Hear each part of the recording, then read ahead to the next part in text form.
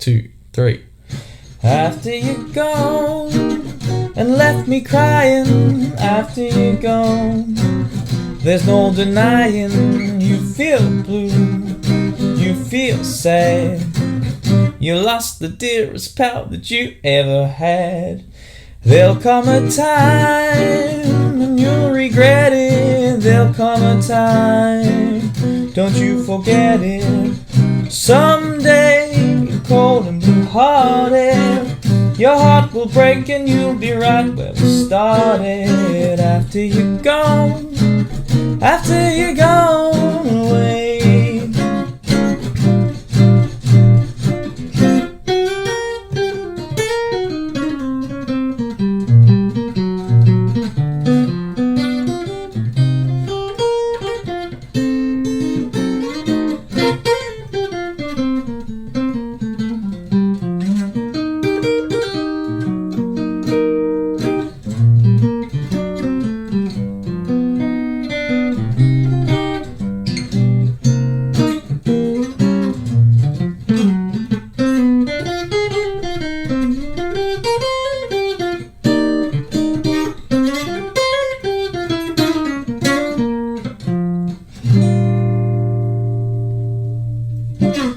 That last part was a little bit of extra for free. Guys, today I'm going to be doing a little chord tutorial on After You've Gone. These chord tutorials are actually proving really popular, so it's just something I'm going to, do one every now and then. So if you enjoy them and you'd like to contribute to the Patreon, you can grab the PDFs for them. But as I always say, I'm going to teach you everything here.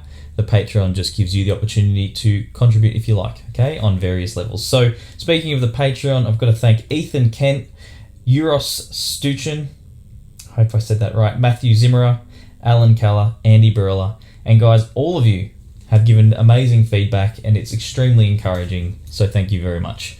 I'm not sure if I've already announced the iRig competition winner. That was Prudence. Prudence won it, very deserving. That's coming your way. Pieter Van Jossen, your pedal will be on its way shortly as well. And there's some big stuff coming soon. Now, getting into the lesson, I'm going to walk you through the chords, and there will be a chord chart available on the Patreon, and like with the actual fingers and where to hold them, the boxes, and a PDF of the order of the chords, a good old-fashioned chord chart. So that will all be there. Now, this is the way I play the song. Other people might play it differently. This is how I like to play it. So let's just begin from the E flat. So the song is more or less in the key of B flat. So we're actually starting on what we would consider the 4 chord, 1, 2, 3, 4 of B flat. So I play the E flat major like this. Okay, we've got 6th fret, 8th fret, 8th fret, 8th fret, and I'm barring across there. We do 4 of these, 1, 2, 3, 4. We play an E flat minor, 7. Okay, and I also actually like to get the 6th fret there on the 6th string, so sounds a bit old school. Okay, so that's 6, 6, 8, 6, 7, and 6 if you want that one on the top string as well, on the first string. Then we're back to B flat after 4 of the E flat minor 7, so we've got the B flat 6, that is 6th fret on the 6th string, 5th on the 4th, 7 on the 3rd. I'm blocking the 5th string, so it's that there. So 1, 2, 3, 4. Okay, and we only do 2 of these before we move back 1 fret with your 2nd finger and your 1st finger, and the pinky we get rid of and we place our 3rd now. So we actually play 5 blocked 5th string, 4th fret and 5th fret on the 3rd string. So we played a B flat 6, now we're playing a D7 without the root note. So the D that was here, we've got rid of it, playing the 5th in the bass there. So that is a D7/A, no root. We don't need to make that chord title too long. Let's just call it a D7/A. So 4 of these, 4 of these, 1, 2, 1, 2. Okay, and the reason I like using that 5th in the bass, our next chord's a G7, creates that nice movement. Okay, So the G7, 3rd fret, skipping the 5th string, by the way, 3rd fret, block the 5th string, 3rd fret on the 4th, 4th fret on the 3rd string. And we do 4 of those, I'm pretty sure. 1, 2, 3, 4. Now you can use the same chord we used for E flat minor 7 from the 3rd fret here, and that is a C minor 7. And we do 4 of those after the G7. So we did 4 G7. So 1, 2, 3, 4. Now I have this very interesting version of an F7. Instead of going here, what we're going to do is play the 5th fret on the 6th string, the 3rd fret on the 4th string. We're going to play the 5th fret on the 3rd string. And if you're really ambitious, okay, you can play the 4th fret on the 2nd string. You're probably going, how on earth do you get that? That from this? Well, the notes in an F7, F, A, C, and E flat can really be arranged however you like. Okay, so I'm playing the A here, the F here, the C here, and the E flat there. Oh my God. Well, that's embarrassing. I just had a moment where I thought I hadn't hit record on the camera, but I did, and I'll leave this in the video because it's funny. So from that A7, the A, the F, the C, and the E flat, you can see all those notes are in there. If you don't want to play that E flat, you don't have to, okay? A, F, C. That's fine. Beautiful chord.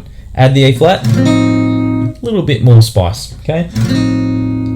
And then we're back to a B flat 6. And that's our first time through.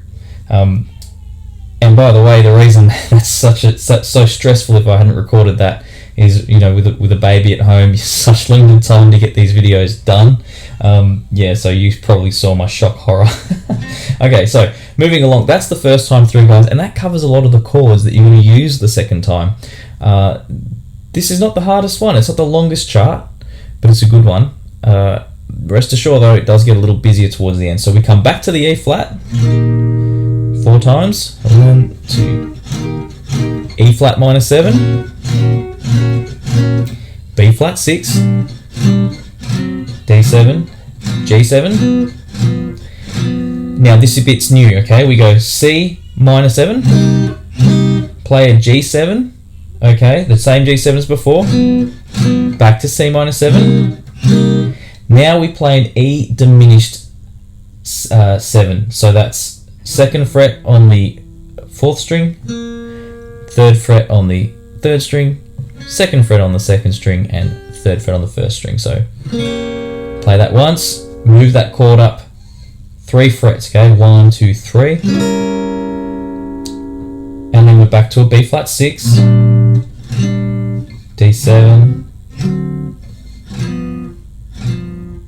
and we do the diminished, B flat 6, D7 again, G7, and we do the same passage.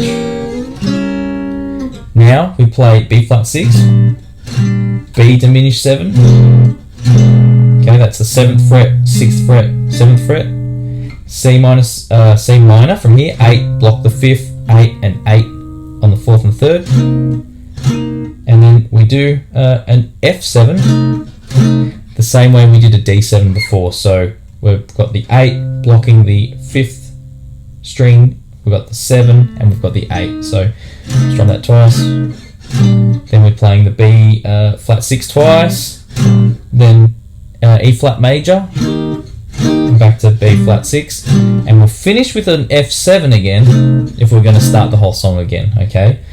Instead of the E flat in that last bar there, or last 2 bars I should say, instead of that you could play an E flat 9 as well. You might go 1, 2, E flat 9, B flat 6, F7, okay? So I'll play that whole, I guess we could call it the second time through.